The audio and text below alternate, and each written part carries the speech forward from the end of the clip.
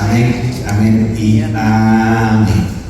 Mateo capítulo 5. Vamos a tener una serie de predicaciones durante estos domingos y estaremos viendo el Sermón del Monte. El Sermón del Monte es capítulo 5, capítulo 6 y capítulo 7 de Mateo. Pero el día de hoy vamos a ver solo una pequeña fracción. No te asustes, que vamos a leer demasiada Biblia el día de hoy.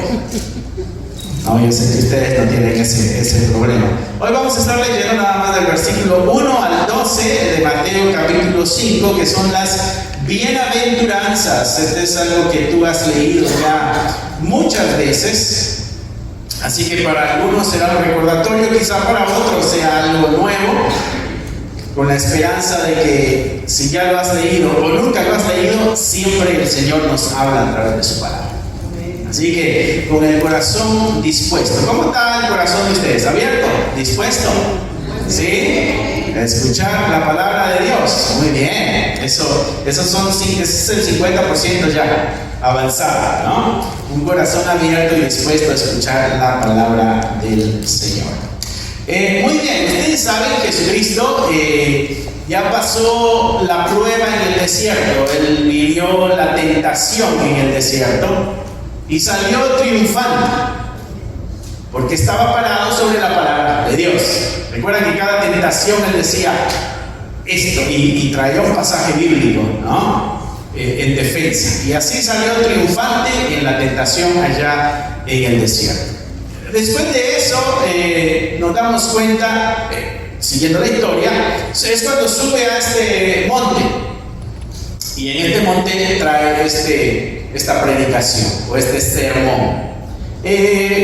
Mateo lo pone de una forma muy específica, porque Mateo está comparando a Jesucristo con Moisés allá en el Antiguo Testamento. La promesa que se había hecho al pueblo, Moisés dijo: el Señor va a levantar a alguien como yo, ¿no? Alguien que hablara con Dios y que llevara el mensaje de Dios. Bueno, Jesucristo es lo que está haciendo. Y él dice: yo traigo la palabra del Señor. Yo no doy de lo mío, sino de lo que se me dijo que dijera, eso es lo que digo, ¿no? ¿Y por qué en un monte? Porque en un monte se recibieron los mandamientos allá en Éxodo. Entonces acá en un monte se están dando, digamos, las nuevas leyes, porque ahora se está entrando a un nuevo pacto. Y esa es la similitud que tiene Mateo en cuanto a Jesucristo y Moisés, y en cuanto a su evangelio y los primeros 5 libros del Antiguo Testamento, que son la ley.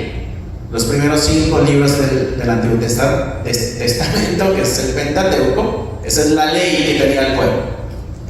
Y ahora Mateo, cuando escribe su evangelio, lo escribe en 5 fracciones, dando a entender: esta es la nueva ley. Así que teniendo eso en cuenta y el tremendo peso que las palabras de Jesucristo deben dar, no simplemente porque Él es Jesucristo, sino porque ¿qué es lo que se nos está presentando? Se nos está presentando la nueva ley, se nos está presentando el nuevo pacto. Esta es la forma en que ahora el pueblo de Dios va a conducirse, es lo que estaríamos diciendo en otras palabras, ¿no? Así que vamos a ir dándole lectura a las bienaventuranzas, y de pronto dándoles una interpretación que a veces pudiéramos fallarle nosotros ahí, ¿no? Porque la clave, mis hermanos, para interpretar las bienaventuranzas es verlas cómo luce la vida del creyente. Si tú has leído las bienaventuranzas como esto es lo que tengo que hacer para estar en el reino de Dios, esa es una interpretación equivocada, porque no es por obras. ¿Recuerdas? No entramos al reino de Dios por obras, sino lo que se nos está presentando acá es una especie de radiografía. Esta es cómo se ve el creyente dentro de este reino.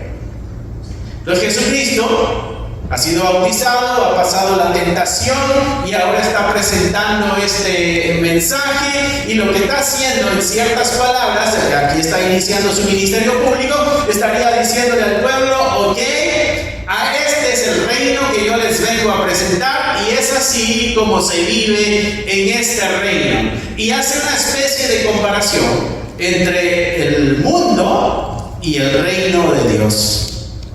Cuando tú ves las bienaventuranzas, hay una enorme diferencia entre cómo se vive en el mundo y cómo se vive en el reino de Dios.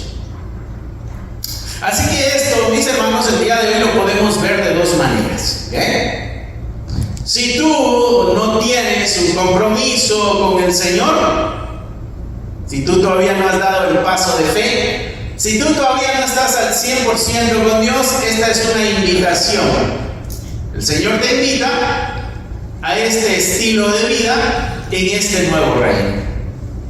Pero si tú ya eres creyente, si tú ya has dado el paso de fe, se nos invita aquí a hacer una evaluación. ¿Está mi corazón de esta manera o todavía no? Porque este es el resultado de una vida de caminar con el Señor. Por eso Jesucristo dice: bienaventurados o dichosos, qué bueno por aquellos que tienen este estilo de vida. Porque quiere decir de que ya ha sucedido algo en sus corazones. Amén. Amén. Gloria a Dios. Así que con eso en la mente, tomando en cuenta de que esto puede ser la radiografía de nuestro corazón, mira lo que dice el versículo 1. Dice que viendo la multitud subió al monte y sentándose vinieron a él sus discípulos, y abriendo su boca les enseñaba diciendo, y empiezan: bienaventurados, dice Jesucristo aquí, los pobres en espíritu, porque de ellos es el reino de los cielos. Bienaventurados los que lloran, porque ellos recibirán consolación. Bienaventurados los mansos, porque ellos recibirán la tierra por heredad. Bienaventurados los que tienen hambre y sed de justicia, porque ellos serán saciados. Bienaventurados los misericordiosos, porque ellos alcanzarán misericordia. Bienaventurados los de limpio corazón, porque ellos verán a Dios. Bienaventurados los pacificadores, porque ellos serán llamados hijos de Dios. Bienaventurados los que padecen persecución por causa de la justicia, porque de ellos es el reino de los cielos. Bienaventurados sois cuando por mi causa os vituperen y os persigan y digan toda clase de mal contra vosotros mintiendo. Gozaos y alegraos, porque vuestro galardón es grande en los cielos, porque así persiguieron a los profetas que fueron antes de vosotros. Jesucristo, tomando en cuenta lo que acabamos de decir, esta es una invitación, nos está diciendo: esta es la forma a la que te invito el día de hoy a experimentar esta vida, si dejas ser transformado por el poder de Dios. Jesucristo diría: esto es el resultado de aquel que ha sido transformado por el poder del Espíritu Santo. Hay una multitud escuchando el mensaje y está la invitación abierta.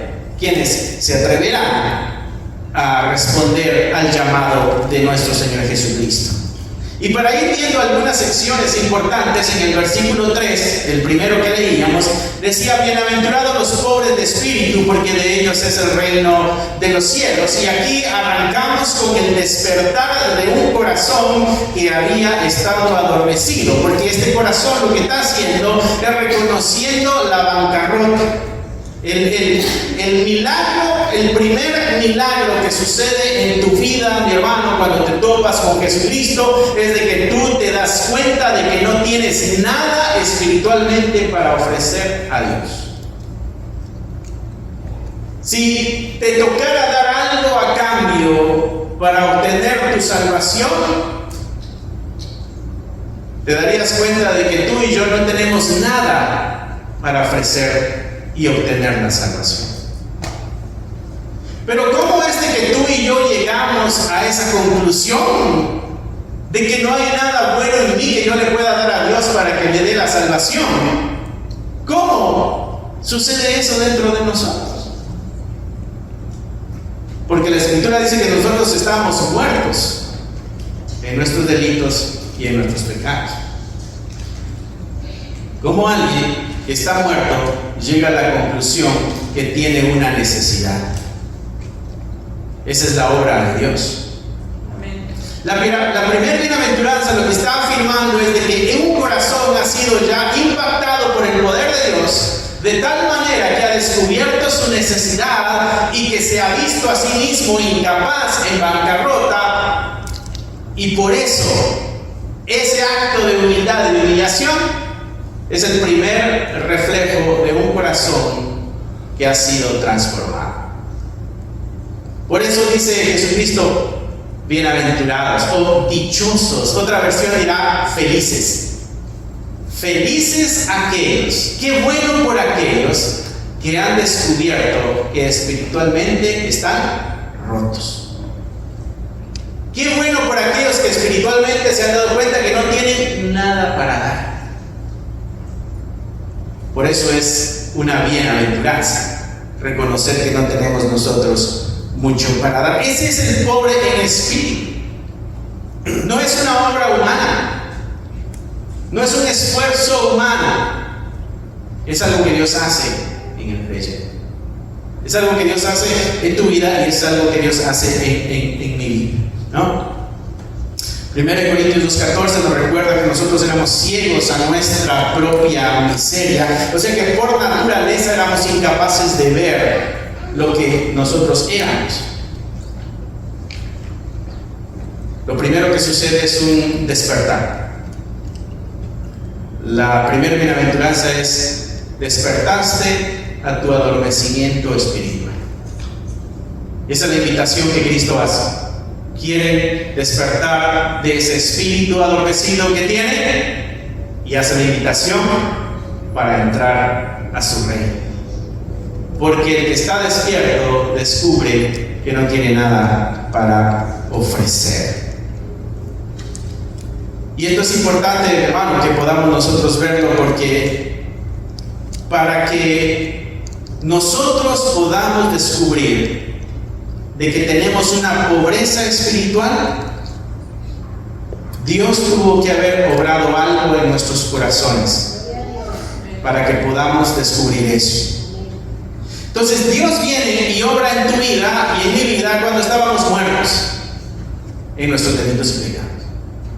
Y ese obrar del Señor despierta nuestro espíritu, y nuestro espíritu nos hace enterarnos de que no hay nada en nosotros bueno, no hay nada que ofrecer, estamos muertos, necesitamos algo, y eso es lo que nos empuja a nosotros a acercarnos a la oferta que Jesucristo está haciendo. Dios obró antes de que nosotros nos pudiéramos dar cuenta, porque eso es lo que nos hace correr a Jesucristo. Cuando tú corriste a los pies del Señor y diste ese paso de compromiso con el Señor, mi hermano, Dios ya había hecho algo antes en tu corazón. Amén. Y ese algo que había hecho antes Dios te hizo darte cuenta que necesitabas a Cristo. Y entonces corriste al Señor. Escuchaste su invitación. Escuchaste la invitación de Cristo de decir: vengan a este reino que es diferente. Por eso Él dice: dichosos, bienaventurados, felices. Porque quiere decir que pudimos escuchar el mensaje de su voz. Amén. Eso nos llena a nosotros de mucha esperanza, a mis hermanos, y de mucho gozo y de mucha alegría, y nos reafirma a nosotros también. Así que las bienaventuranzas, mis hermanos, no se nos dieron para medir si nosotros somos suficientemente buenos. Las bienaventuranzas se nos dieron para ver si hemos sido ya regenerados. El escrito de Mateo tiene la intención de diagnosticar si estamos o no en el Señor, no si eres lo suficientemente bueno para ir al cielo. Amén. ¿Sí me explico? Sí. Amén. Entonces, para una evaluación, espera, ¿he descubierto yo que estoy en quiebra espiritual? Porque si no, necesito rogarle a Dios por el primer paso. Pero si he descubierto yo que necesito de Cristo y que sin Él no puedo encontrar la salvación, quiere decir que la obra ha iniciado. Y el que inició la buena obra, la va a perfeccionar. Amén. Pues eso nos trae esto mucha esperanza, mis hermanos. Así que debemos nosotros preguntarnos si en nosotros hay un sentido profundo de necesidad de Cristo. ¿Sientes tú que necesitas a Cristo o no sientes tú que necesitas a Cristo? Amén. ¿Lo necesitas o lo necesitas solo el domingo por 2 horas? ¿O lo necesitas todos los días? Las 24 horas del día. Amén. Si despiertas y te dices, gracias a Dios, porque necesitaba que tú cuidaras de mi sueño para poder despertar el día de hoy. Cuando agarras el carro, Dios mío, guárdame porque yo necesito que tú me protejas. Cuando vamos al trabajo, Señor, ayúdame porque yo necesito poder lidiar con mis compañeros de trabajo, con este manager, o sacar a flote la tarea que se me ha encomendado. Necesito dejarte bien parado en mis labores. Y así en nuestro día poder descubrir la gran necesidad. Si somos nosotros capaces de afirmar de que necesitamos al Señor, quiere decir de que hay una obra que se ha iniciado en nuestros corazones. Las bienaventuranzas son una radiografía que nos van inyectando esperanza a la misma vez a nosotros, ¿no? Tienes también que preguntarte, mi hermano, si has dejado de confiar en tus propios méritos religiosos para pararte ante Dios.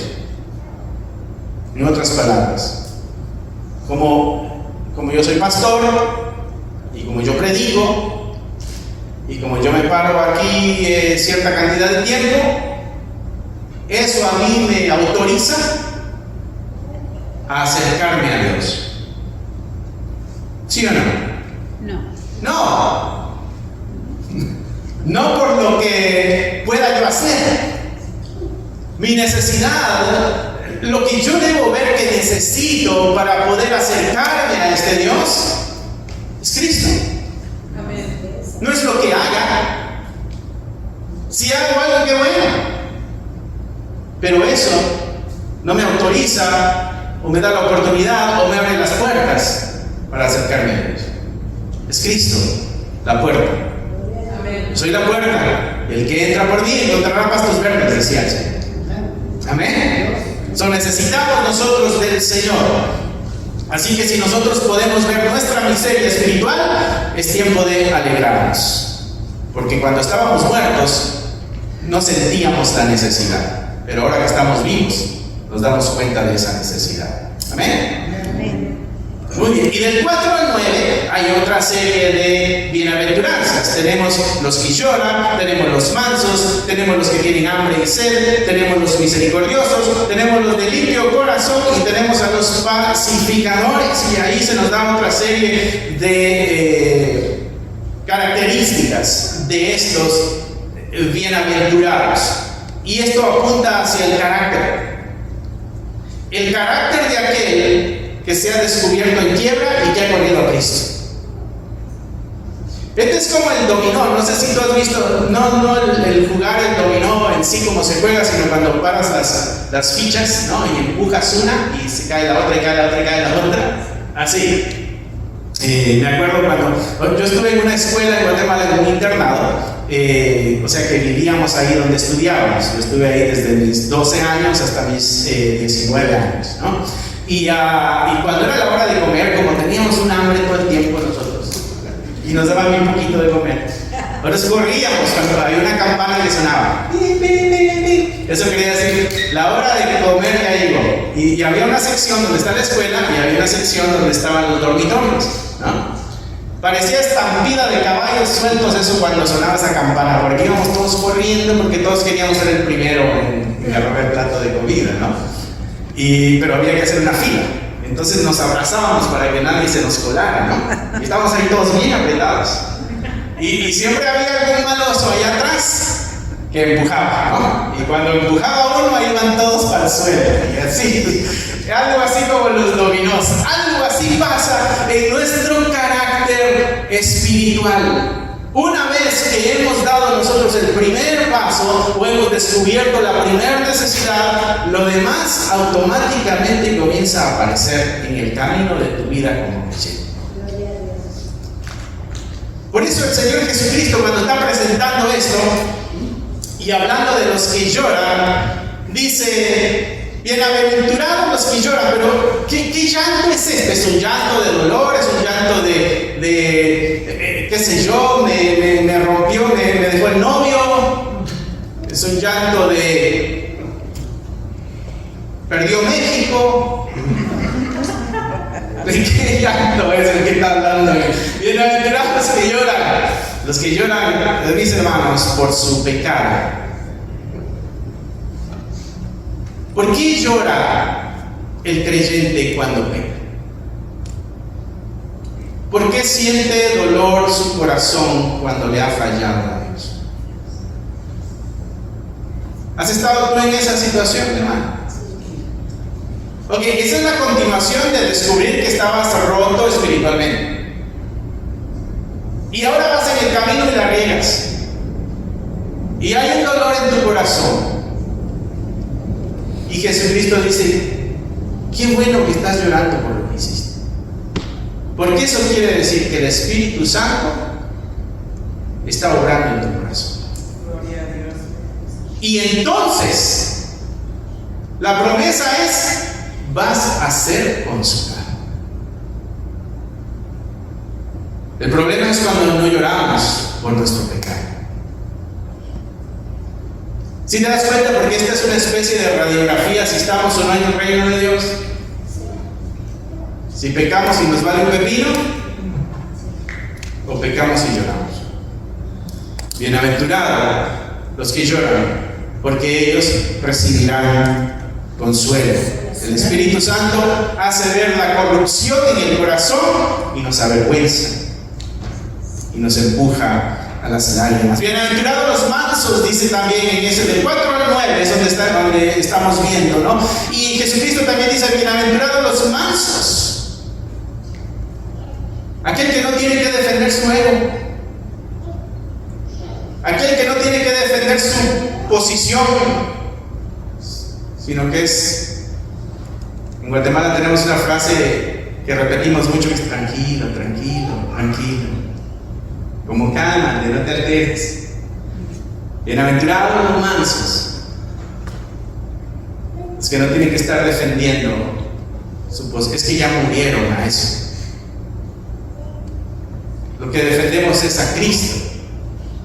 Ya no defendemos nuestras posturas o nuestros puntos de vista. Ya no tenemos que defender nuestro ego.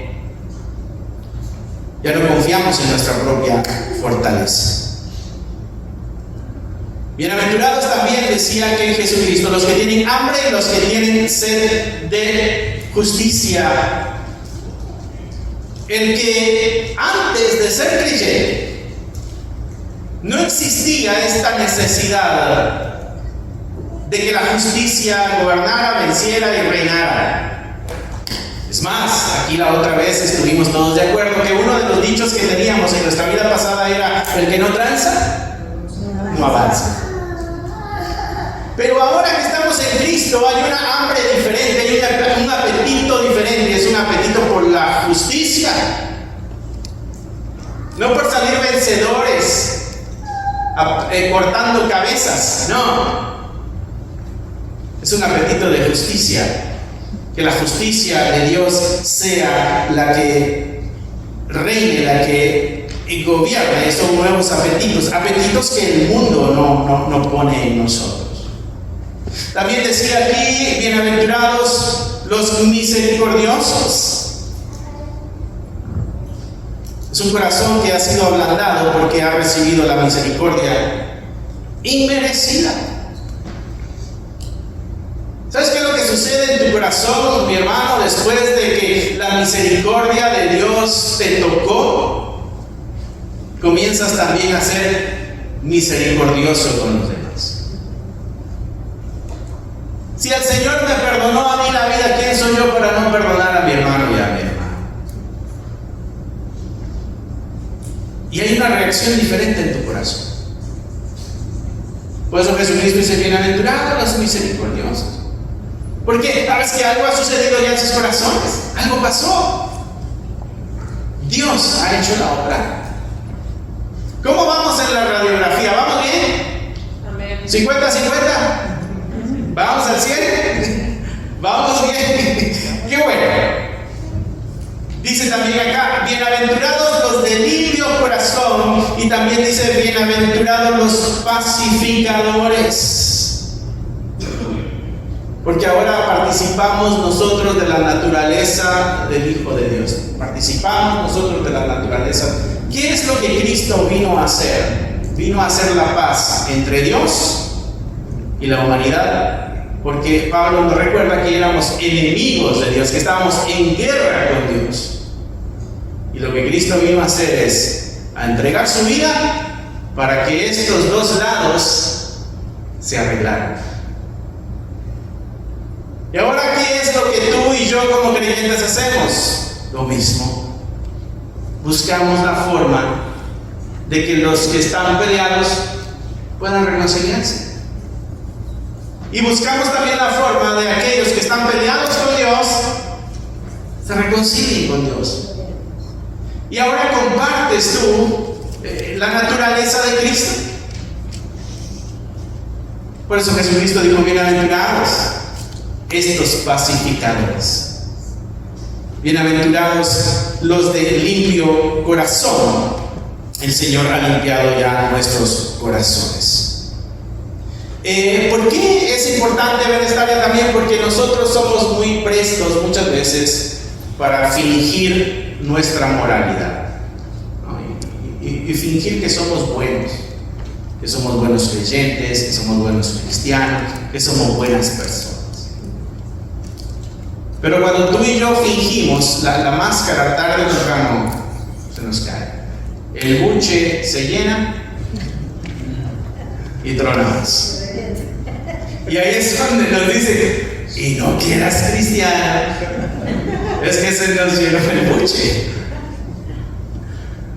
Pero cuando es el resultado de la transformación del corazón de Cristo, somos capaces de amar y de perdonar de la misma forma que hemos sido amados y perdonados. Por eso Jesucristo dijo, bienaventurados, porque ustedes tienen la obra de Dios en sus corazones. Recuerda que todo esto es un proceso también. Decíamos al principio, al arrancar, es el descubrirnos rotos y quebrados espiritualmente y no tenemos nada para ofrecer, y lo demás viene dándose en este camino que vamos con el Señor. Pero no es bajo nuestro esfuerzo, sino que es la obra redentora de nuestro Señor en nuestras vidas. Es aquí, mi hermano, donde tú ya no comienzas a encajar en el mundo. Por eso Jesucristo al principio nos presenta, esta es la forma de vivir en el reino y esta es la forma de vivir en el mundo. Te invito a esta manera de vivir en el reino, donde vas a llorar por tu pecado. Acá no se llora por tu pecado, en el mundo no se, acá se celebra. Acá se invita a más. Acá uno disfruta cuando el grupo va creciendo. Cuando somos malos pecadores hay menos culpa, ¿no? Hay menos señalamiento. Pero en el reino de Dios lloramos nuestro pecado. Aquí creamos conflicto, aquí le metemos, como los dichos, ponemos leña en el fuego, ¿no? Para que se agraven más las divisiones. Me decía mi esposa la semana pasada, amarra navajas. Usted ya sabe qué quiere decir. Estábamos bromeando y me dice, ay, es un amarre de navajas. Me gustó la frasecita. Me voy a mandar a hacer un tatuaje con eso. Antes hacíamos eso en el mundo, pero ahora en el Señor somos pacificadores. Entonces, en esa comparación entre la forma que el mundo se mueve y la forma que los hijos del reino de Dios se mueven, te vas a dar cuenta de que tú, mi hermano, ya no encajas en el mundo. De que cuando tú puedes tener amistades, y eso es bueno, mi hermano, que tengas amistades que no son creyentes. Estaba leyendo un libro en estos días y él decía, las estadísticas muestran que los cristianos son útiles en el evangelismo solamente los primeros 2 años. Y decía, porque en los primeros 2 años todavía tienen amistades incrédulas, pero después de 2 años en promedio se han alejado de todos. Una, han dejado las amistades o las amistades los han dejado a ellos. Pero se me hizo interesante, decía en estadística, los dos primeros años somos útiles para evangelizar. Ya después de 2 años, ya no nos juntamos con los demás. O sea, tenemos que tener amistades, mis hermanos, porque a ellos les tenemos que dar nosotros testimonio. A ellos les tenemos que mostrar quién es el Cristo que ha transformado nuestras vidas y nuestros corazones. Cómo esta nueva vida. Pero seamos nosotros la influencia, que no sean ellos la influencia para nosotros. Seamos nosotros los que impactemos su vida, que no sean ellos los que dirijan nuestra vida. Porque nosotros caemos en el error de para que no se sienta mal, bueno, pues voy a ir a su party y me voy a echar las mismas cervezas para que no digan que soy un aburrido aleluya. No, caíste y fuiste influenciado. Se supone que seas el que impacte la vida de los demás. Entonces, en esta dinámica de transformación que el Señor ha venido haciendo en nosotros, nos damos cuenta de que ya no encajamos nosotros en el mundo. Ya no encajamos en su forma de ser, en su forma de pensar, en su forma de dirigirse, en sus planes, en sus sueños. Y todo eso nos damos cuenta de que somos diferentes. Y eso es por la obra del Espíritu Santo que se está haciendo en tu corazón. Así que no trates de encajar en el mundo, porque ya no vas a encajar en el mundo. Hace un tiempo atrás leí un libro que se llamaba Depresión Espiritual. Y la idea de la depresión espiritual que este escritor presentaba es de que a veces hay cristianos que están en la iglesia y sienten como que, ay, yo soy muy pecador para estar aquí entre toda esta gente. Entonces van al mundo y en el mundo dicen, ay, yo ya no pertenezco aquí. Y se quedan en una especie de limbo, ¿no? Porque ni se sienten iglesia ni se sienten del mundo. Y él decía, ese es Dios diciéndote, afírmate. Ese es Dios diciéndote, acércate más y afírmate en la fe. Amén. Así se llama el libro, Depresión Espiritual. Si alguna vez lo encuentran por ahí, léanlo. Trae puntos bastante interesantes.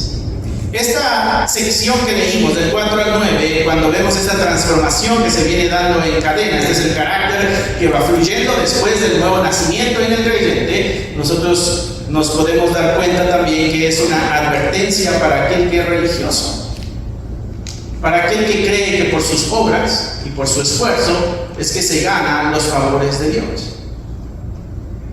Porque esto no lo puede fabricar.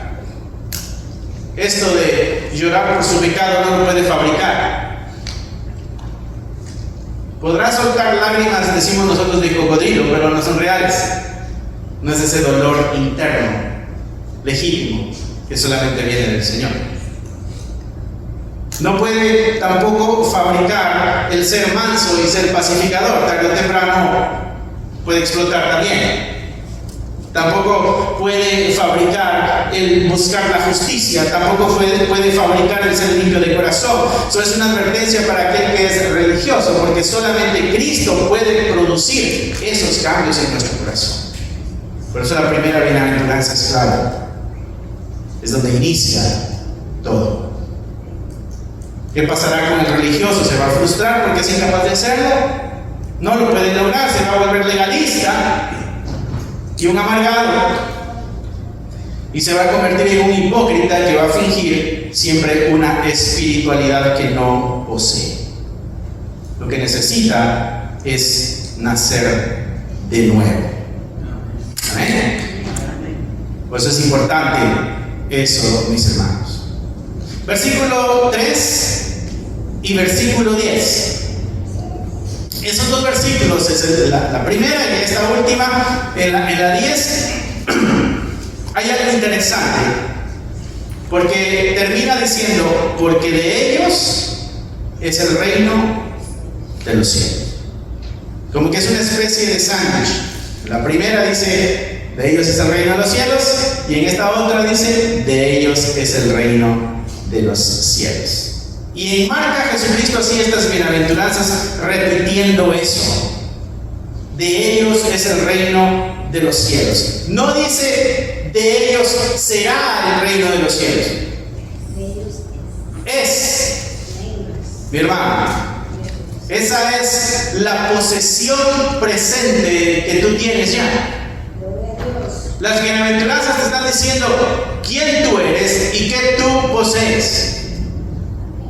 No es que el reino de los cielos será tuyo, no, es ya. Tú tienes que verte ya, mi hermano, como un ciudadano del cielo y caminar por la vida como un ciudadano del cielo. ¿Por qué es que ya es de ellos? ¿Recuerdas la elección divina? ¿Recuerdas la escritura nos enseña que Dios elige, escoge y llama?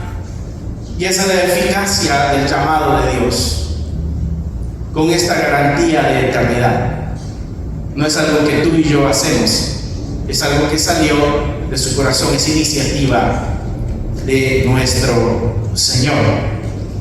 Así que es eso lo que va a producir en nosotros la fe y este carácter al que las bienaventuranzas nos están enseñando el día de hoy.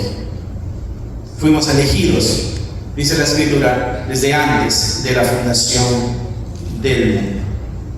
Así que cuando leas las bienaventuranzas, hermano, no te sientas condenado o no veas como, ay, estoy bien lejos yo de eso. Estoy yo bien lejos del reino de los cielos. No, la bienaventuranza dice, de ellos es el reino de los cielos. Posiblemente te haya sentido así alguna vez. No, yo para allá no voy, ya me vi bien como soy. Pero las bienaventuranzas te enseñan algo diferente. Dice, de ellos es ya el reino de los cielos. Y ahí es que viene nuestra fe. Creer que estamos nosotros ya ahí. Así que las bienaventuranzas, mi hermano, no nos están exigiendo perfección, sino que nos están dando dirección. Este es el camino. No es tienes que ser así para que obtengas el reino de los cielos. Es, tú ya obtuviste el reino de los cielos, por lo tanto, esta es la dirección que tú debes seguir. Tú ya no estás en el reino del mundo, estás puesto en el reino de Dios, y en el reino de Dios funcionamos así, por lo tanto, es así como tienes ahora que dirigirte. Este es el camino, y no vas solo, porque la obra del Espíritu Santo va creando la transformación del poder.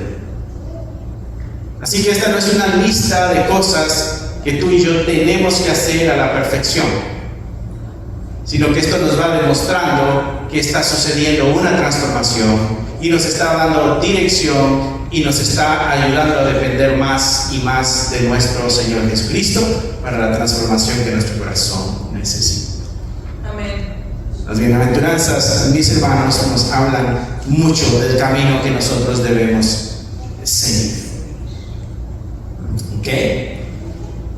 Versículo 11 y 12, ya con esto vamos a terminar.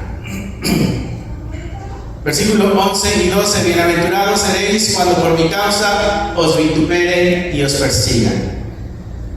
Y al final hace una comparación el escritor y dice, porque así persiguieron a los profetas.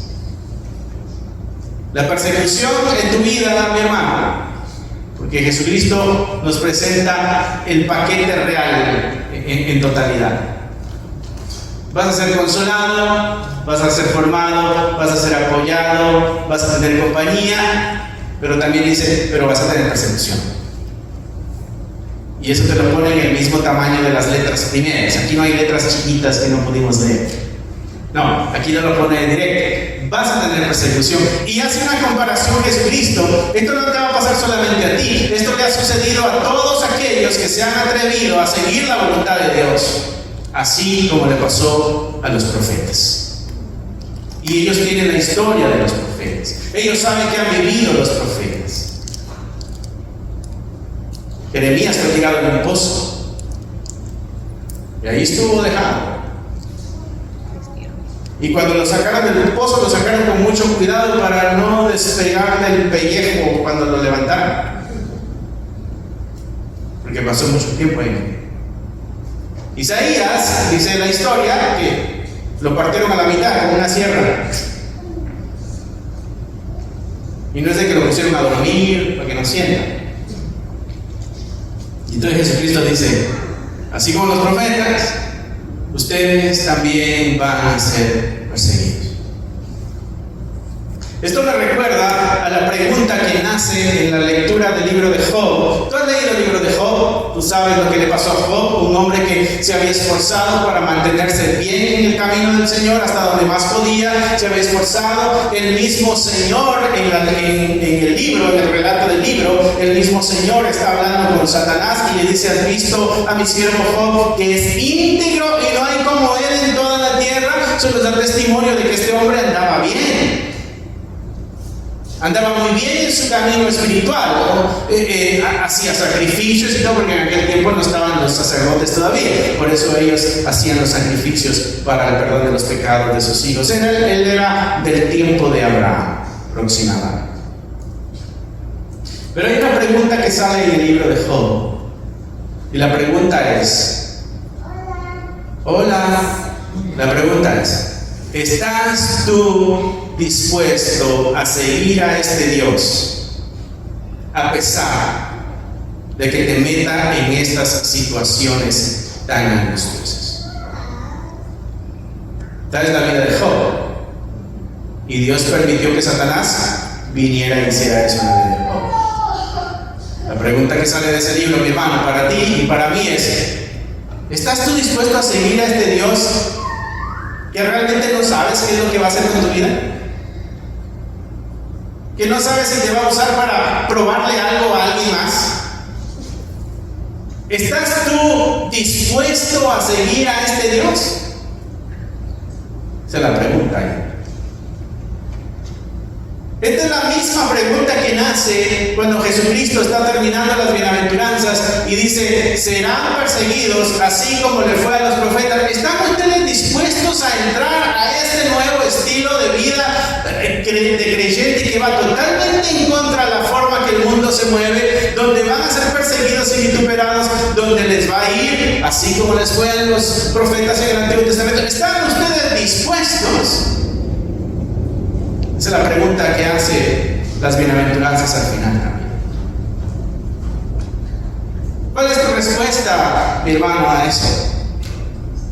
¿Qué le respondes tú al Señor? Si es con mi fuerza y con mi habilidad y con mi capacidad, yo digo no. Yo no podría hacer eso. Yo a la primera pedrada digo, yo no amo a Cristo. Yo no soy como estos aleluyas de Good Job. Si lo hago con mi fuerza y con mi capacidad. Por eso era necesaria la transformación de Dios en el corazón, para que cuando llegara esa necesidad, tú y yo podamos responder, estoy firme en mi fe. Y aceptar la persecución y la tribulación y el final que le llegó a los profetas, de la misma manera poder aceptar. Esta es la marca final del corazón que ha sido regenerado por Dios.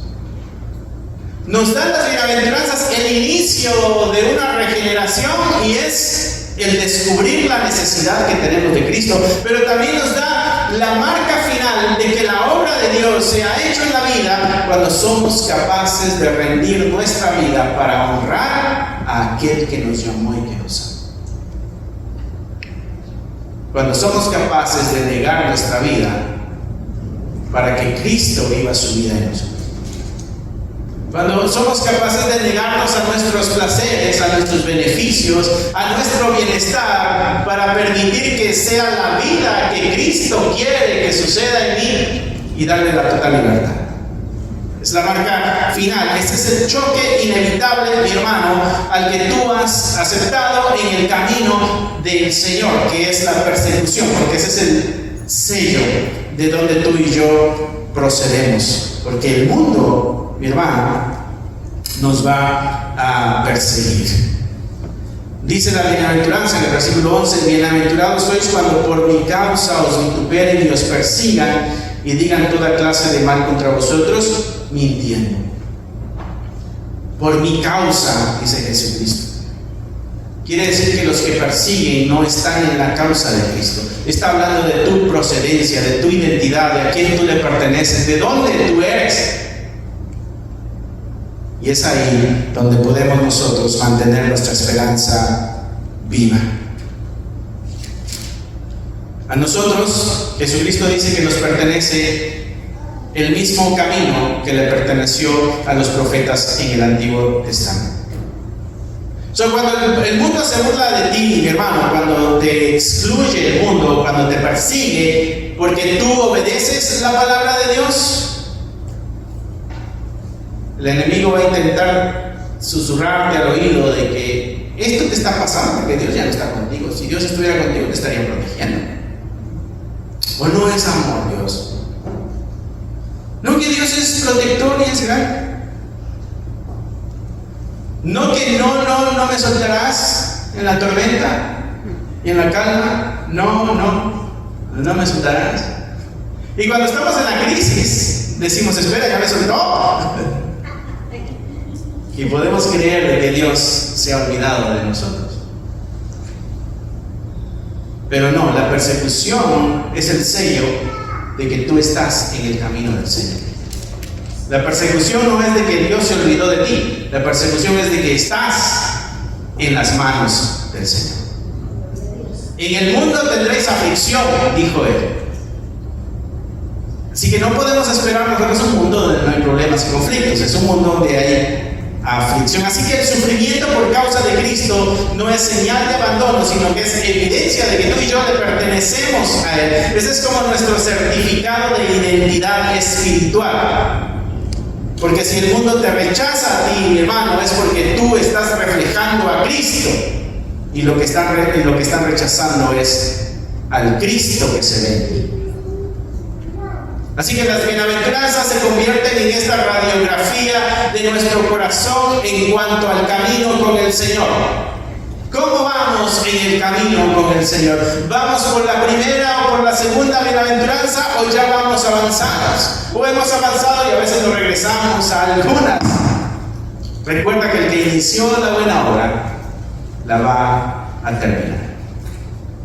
Si tú estás, mi hermano, en las manos del Señor, ten por seguro de que las bendiciones y las promesas se van a cumplir, pero a la misma vez en las aflicciones también vas a tener la ayuda del Señor. Mi hermano, y si tú has nacido de nuevo, no vas a poder evitar que estas virtudes aparezcan en tu vida. ¿Y sabes qué te va a decir el mundo? Tonto. ¿Cómo es posible que después de tanto todavía sigas tú creyendo? ¿Cómo es posible que después de tanto sigas tú en el mismo camino? Porque no vas a poder evitar que estas conductas aparezcan en tu vida. Y vas a volver a amar, y vas a volver a perdonar, y vas a volver a sacrificarte, y vas a volver a hacer todo eso. Porque es el carácter de Cristo que nos lleva hasta el final. Por eso, mi hermano, tú y yo ya no encajamos en el mundo. Ya no encajamos ahí. Aunque nos quieran meter a la fuerza, ya no. Aunque nosotros pidamos permiso, ya no. Ya no encajamos en el mundo, porque el Señor ha hecho una obra tremenda en cada uno de nosotros. Así que podemos salir confiados de que estamos en las manos del Señor, fortalecidos de que estamos con la esperanza del Señor, pero también advertidos de que en el mundo vamos a tener también aflicción. Así que acerquémonos y dependamos del Señor cada día más. mis hermanos. Amén. Regálate un espacio para volver a lo esencial. Aquí encontrarás recursos creados para fortalecer tu fe y la de tu familia. Libros para colorear que llevan a los más pequeños a descubrir las historias de la Biblia de una manera divertida y significativa. Devocionales que te acompañan cada mañana, recordándote que Dios camina contigo. Si buscas herramientas que edifiquen, inspiren y transformen, este es tu lugar. Encuentra todos los enlaces en la descripción del canal.